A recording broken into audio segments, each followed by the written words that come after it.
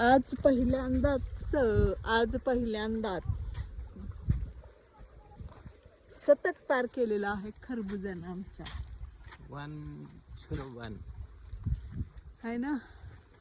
आज भारी वाटलं जरा तोडून भारी काय अजून 40-50 कॅरेटचा हो अजून सापडतील. शिल्लक माग भरपूर माल शिल्लक आहे.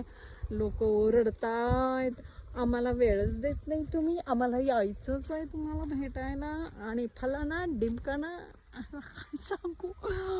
काय सांगू मला तर आता एका फेसबुकला एका बाईची लय भारी कमेंट आली आहे. मला कोणाला नावं ठेवायची नाही आहे पण त्या म्हणे मला तुमचे शेत बघायला यायचंय. तर मी म्हणलं ठीक आहे बुकिंग करून या. तर त्यांनी मला रिप्लाय काय दिला आहे का की हा तुमचा बिझनेस आहे होय आणि क्वेश्चन मार्क.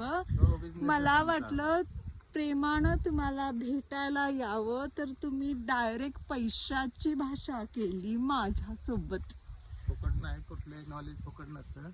तो पण विषय जाऊ द्या. माझ्या जागी तुम्ही स्वतःला ठेवून बघा. जर मी सगळ्यांना परमिशन दिली ना हा या भेटायला तर माझं काम राहील बाजूला. मी दिखाव्याचा शेतकरी नाही.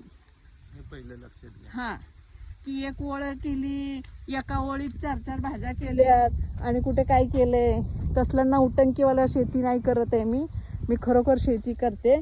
जर मी तुम्हाला वेळ देत बसले ना तर माझी रानातली कामं राहतील बाजूला.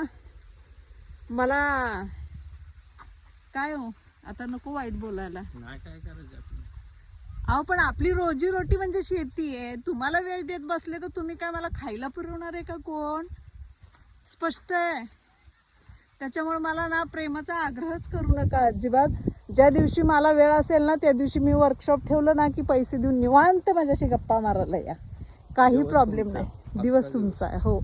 पण असं कोणालाही मला फुकट वेळ द्यायला खरंच शक्य नाहीये. सॉरी.